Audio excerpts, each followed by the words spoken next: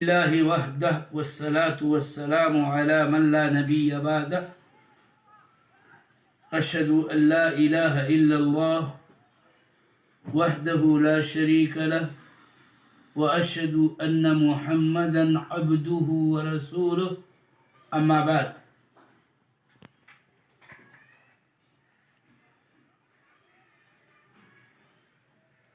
شیخ الاسلام ابن تیمیہ رحمہ اللہ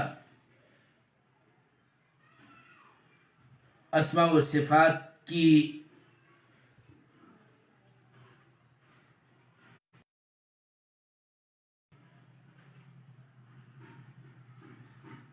قدر تفصیل کے ساتھ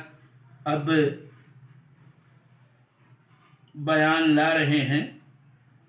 اور انہی کے قول کے مطابق کہ اسماء و صفات پر ایمان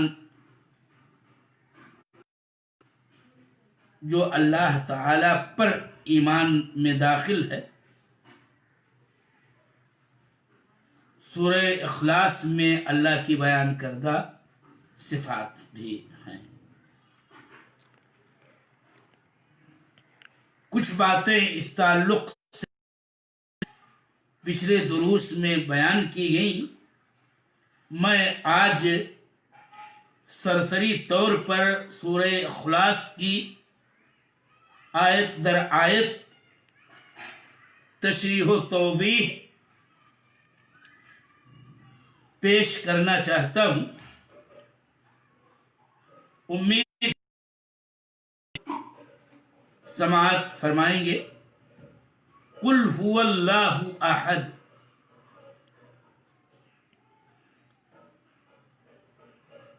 اس میں نبی صلی اللہ علیہ وسلم کو اللہ تعالی نے قل سے خطاب کیا۔ یہاں سے ایک معنی علماء اہل سنت و جماعت نے یہ اخذ کیا کہ یہ اس بات کی دلیل ہے کہ قرآن حرف الصوت کو کہتے ہیں۔ کلام اللہ پر بحث کرتے ہوئے انشاءاللہ اس تعلق سے تفصیلی باتیں سامنے رکھی جائیں گی۔ هو اللہ احد، وہ اللہ ایک ہے۔ چونکہ آیت کا جو شان نزول ہے کہ اس میں مشرکین نے آپ سے یہ کہا تھا کہ انصب لنا ربک فنزلت سورۃ الاخلاص، تو گویا یوں کہا گیا کہ اے محمد بتا دو کہ وہ یعنی جس کے بارے میں مشرکین نے تم سے سوال کیا ہے، یعنی اللہ عز و جل، وہ ایک ہے، یکتا ہے۔ اس آیت میں لفظ الجلالہ یہ معبود برحق کا علم ہے،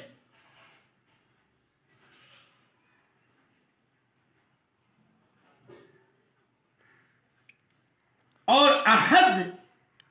کہنے کا مطلب یہ ہے کہ اللہ جل وعلا اپنی ذات میں، اپنی صفات میں اکیلا ہے، اس کا کوئی شریک نہیں، اور اس کی یہ احدیت اس کی ربوبیت میں بھی، اس کی الوہیت میں بھی، اور اس کے اسماء و صفات میں، یعنی وہی تنہا اکیلا متفرد رب اور خالق ہے، اور وہی تنہا مستحق کل عبادت ہے، اور اسی طرح سے وہی تنہا اسماء حسنی اور صفات علیہ سے موصوف ہے۔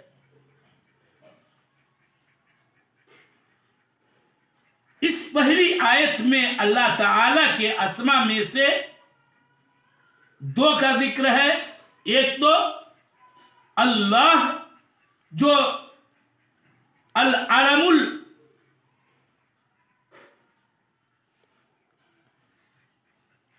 الواجب لی المعبود بحق کہلاتا ہے اور دوسرے احد. اور اللہ تعالیٰ کی صفات میں سے دو صفتیں اس آیت میں ہیں اور وہ ہے اللہ تعالیٰ کی الوہیت اور تضمناً و التزاماً اس کی ربوبیت اور اس کے اسماء و صفات سے متصف ہونے والی بات بھی ثابت ہوتی ہے اور اس کی احدیت کہ اس کا کوئی بھی شریک نہیں ہے. وہ مطلق منفرد بالخلق والتدبیر اور منفرد بالالوہیہ و استحقاقها اور منفرد بكل او بجميع الاسماء الحسنى والصفات العلی. اللہ الصمد یہ دوسری آیت ہے کہ اللہ الصمد ہے. کل ہی میں نے بتایا کہ صمد کی تشریح کی ضرورت ہے. اگر ہم یہاں ایک بات کہیں اپنے اردو سامعین کے لیے اور وہی ہمارے مخاطب ہیں کہ ہم اور ہمارے جیسے بہت سارے طلباء پڑھتے آئے ہیں اپنے اساتذہ سے اس آیت کریمہ کا جب ترجمہ پڑھتے ہیں تو ترجمہ یوں کیا جاتا ہے کہ اللہ بے نیاز. گویا صمد کا معنی بے نیاز کیا جاتا ہے. جو عربی کلمہ جو حقیقت میں اللہ جل وعلا کے اسماء الحسنہ میں سے خود ہے اور وہ ہے الغنی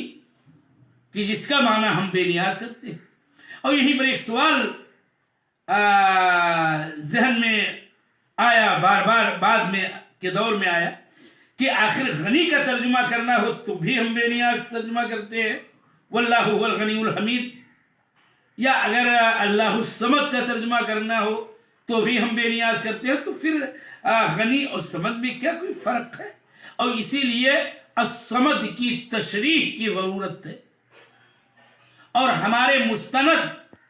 علماء کرام محقق اہل علم اور بالخصوص شارحین تحاویہ میں کے اہل علم و فضل مصنفین نے اس سلسلے میں بڑی عمدہ معلومات جمع کی ہیں جس کا خلاصہ یہ ہے کہ الصمد کے بنیادی طور پر دو معنی ہیں یا اس کے معنی و مطلب بیان کرنے کے سلسلے میں دو بنیادی قول ہیں. پہلا قول یہ ہے کہ صمد کا معنی یہ ہے کہ صمد کہتے ہیں اسے کہ جس کے اندر جوف نہ ہو. الصمد هو الذي لا جوف له کہ جس میں جوف یعنی خلو اور فراغ نہ ہو اس کو الصمد کہا جاتا ہے. گویا اللہ جل وعلا کی ذات ایسی ہے کہ اس کے اندر کسی چیز کا تخلل نہیں ہے. لا يتخلل ذاتہ شیء. اور یہ معنی عبداللہ ابن مسعود سے موقوفاً اور عبداللہ ابن عباس رضی اللہ تعالیٰ عنہ اور مفسرین کی ایک بڑی تعداد سے منقول ہے. اور اس کا مطلب یہ کہ اللہ تعالیٰ اپنی ذات میں بالکل اکیلا ہے کہ اس کی ذات میں کوئی چیز داخل و شامل و بیچ میں نہیں حائل ہے. اور اسی اعتبار سے ایک معنی ایک تشریح یہ بھی بعض اہل علم نے کی ہے کہ الذی لا یاکل ولا یشرب کہ الصمد ایسی ذات کو کہا جاتا ہے کہ جو اکل و شرب کھانا پینا اس سے بالکل بے نیاز ہو, نہ وہ کھاتا ہو نہ پیتا ہوں۔ اور اسی لیے ایک معنی یہ بھی بعض لوگوں نے بیان کرنا چاہا الصمد کا، کہ الصمد کا معنی در حقیقت اور اس کا مطلب اس کے بعد کی آیت کریمہ بتاتی ہے، اور وہ یہ کہ الصمد اسی کو کہتے ہیں لم یلد ولم یولد، جو ذات یوں ہو کہ نہ وہ والد ہو نہ مولود ہو، تو اسی کو الصمد کہا جاتا ہے۔ الصمد کے اگر لغوی معنی کی طرف توجہ دی جائے تو اس کے معنی قصد کرنے کے ہوتے ہیں، اور یوں الصمد کی تشریح میں یہ بات بھی کہی جاتی ہے کہ وہ ذات کی جس کی طرف اس کے سوا توجہ کرتے ہوں اور اس کا قصد کرتے ہوں، اور وہ کسی کا قصد کرنے اور کسی کی طرف متوجہ ہونے کا احتیاج نہ رکھتی ہو، ایسی ذات کو الصمد کہا جاتا ہے۔ اور اسی لیے یوں بھی کہا گیا کہ الصمد الذی تصمد الیہ المخلوقات باسرها، کہ صمد اس کو کہتے ہیں جس کی طرف پوری خلقت متوجہ ہوتی ہے، قصد کرتی ہے اپنی ضروریات کے لیے، اپنے سوالات کے لیے، اپنی فریادیں رکھنے کے لیے، اپنی مرادیں مانگنے کے لیے، غرض ہے کہ اپنی تمام تر حال و شان میں اسی کی محتاج ہوتی ہے پوری خلقت۔ دوسرا قول جس کے بارے میں اہل علم نے لکھا کہ یہ تفسیر عبداللہ ابن عباس رضی اللہ تعالی عنہ حبر الامہ ترجمان القرآن اور مفسرین کی ایک بڑی جماعت سے منقول ہے کہ الصمد کا معنی ہے کہ الصمد اس کو کہتے ہیں کہ جو تمام تر انواع شرف و سیادت میں کامل ہو، الذی کمل فی انواع السعدت والشرف، سیادت و سرداری اور شرف و بزرگی کے تمام تر اقسام میں جو منتہائے کمال کو پہنچا ہو اس کو الصمد کہا جاتا ہے۔ اسی لیے عبداللہ ابن عباس نے تفصیل کے ساتھ یوں ہی فرمایا کہ الصمد هو الشریف الذی کمل فی شرفہ، السید الذی کمل فی سعدتہ، الجبار الذی کمل فی جبروتہ، وہکذا فی جمیع انواع الشرف والسعدت، کہ وہ شریف جو اپنے شرف و بزرگی میں کمال کو پہنچا ہوا ہو، وہ سردار کی جو اپنی سیادت کے منتہائے کمال کو پہنچا ہو، وہ جبار جو اپنی جبروت کے منتہائے کمال کو پہنچا ہو، اور اس طرح سے وہ قدیر جو اپنی قدرت کے انتہائی کمال کو پہنچا ہو، اس طرح سے گویا وہ ذات کی جو تمام تر کمال والی صفتوں کی انتہا کو پہنچا ہو اس کو الصمد کہا جاتا ہے۔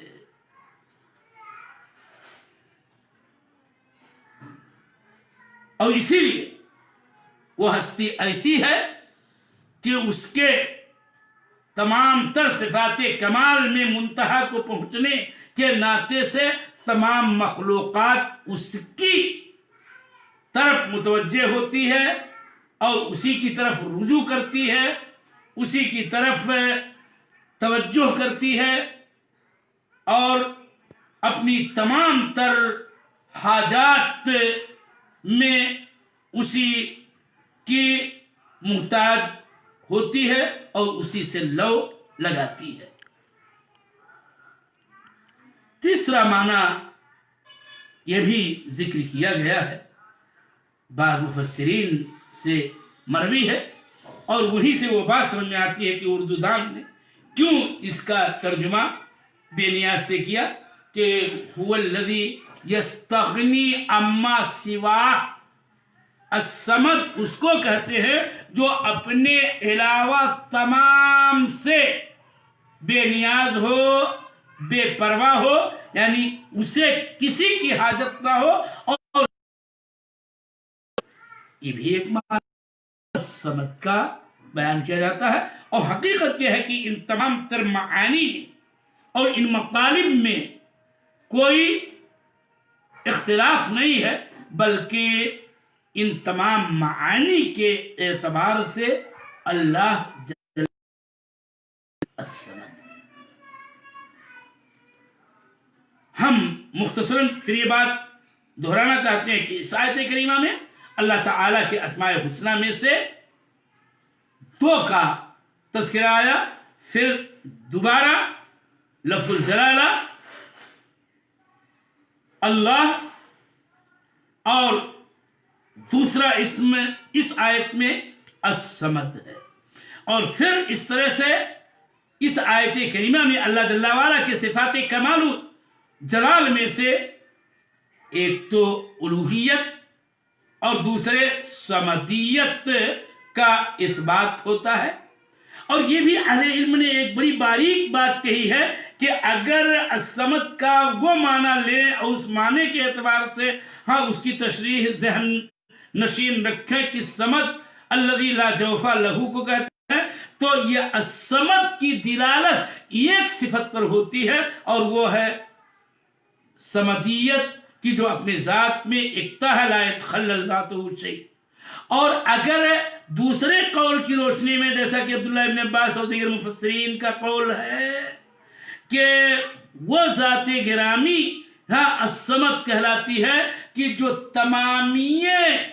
صفات کمال و جلال و جمال کے اندر ان کے منتہا کو پہنچی ہو، تو گویا الصمد کی دلالت ایک سے زائد ان تمام صفات پر ہوتی ہے جو صفات کتاب و سنت سے، اور اسی لیے سورہ اخلاص کی اہمیت کا اندازہ کیا جا سکتا ہے، اور انہی عظیم معانی و مطالب اور عظیم علوم پر مشتمل ہونے کے ناطے سے تو یہ سورہ ثلث قرآن کے برابر ہے۔ لم یلد ولم یولد یہ تیسری آیت ہے اس سورہ کی، ترجمہ کیا جا چکا ہے۔ لم یلد کا مطلب یہ ہے کہ گویا وہ کسی سے نکلا نہیں ہے۔ لم یلد کی یہ بھی تفسیر ان لفظوں میں کی جاتی ہے عربی زبان میں کہ لم یخرج من شیء حتی یرثہ فی ملکہ، کہ وہ والد نہیں ہے، یعنی اس سے کوئی چیز نکلی نہیں۔ لم یخرج منہ شیء، اس سے کوئی چیز خارج نہیں ہے کہ وہ اس کا وارث بنے اس کی ملکیت میں، یعنی اللہ والد نہیں ہے کہ اس کا کوئی ولد نہیں ہے کہ جو اس کی بادشاہت اور اس کی عموم ملکیت میں اس کا وارث معاذ اللہ۔ اور ولم یولد، اور وہ جنا نہیں گیا، یعنی لم یخرج ہوا من شیء حتی یرثہ فی ملکہ، کہ وہ نہ تو خود گویا کسی چیز سے نکلا ہے کہ پیدا ہوا ہو، کسی کا لڑکا ہو، کہ وہ اپنے والد کا، اپنے باپ کا مولود ہونے کی حیثیت سے وہ وارث ہو اس کی ملکیت میں۔ یاد رہے کہ یہ آیت کریمہ منفی صفت پر مشتمل اور متضمن ہے، اور ان میں 2 منفی صفتیں مذکور ہیں، یعنی اللہ تعالی کا نہ والد ہونا اور نہ مولود ہونا۔ اور یہ بات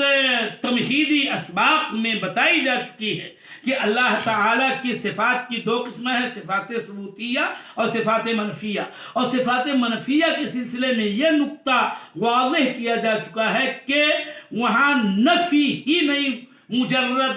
اور صرف مراد ہوتی ہے، بلکہ اس کے اپوزٹ کا، جس صفت کی نفی ہو رہی ہے اس کے اپوزٹ کا کمال ثابت کرنا بھی اصلاً مقصود ہوتا ہے۔ اور یوں ہر منفی صفت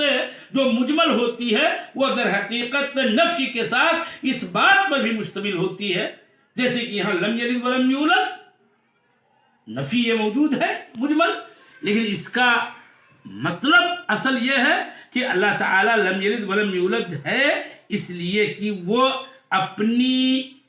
الوہیت میں، اپنی احدیت میں، اپنی ربوبیت میں اور اسی طرح سے اپنی سمدیت میں، یکتائی میں، انواع کمال صفات سے موصوف ہونے میں مکمل طور پر کامل اور یکتا اور مطلق کمال والا ہے، اس لیے وہ نہ والد ہے نہ مولود ہے کہ وہ کسی کا محتاج ہو۔ اس لیے کہ اگر ہم عام مخلوقات پر نگاہ ڈالیں جن کے اندر ولادت ہے اور ولادت کے اندر مولود والد کا محتاج ہوتا ہے، بعض حالات میں والد مولود کا محتاج ہوتا ہے، اور یوں ولادت احتیاج کو مستلزم ہے۔ اسی لیے اللہ جل وعلا نے اپنی ذات سے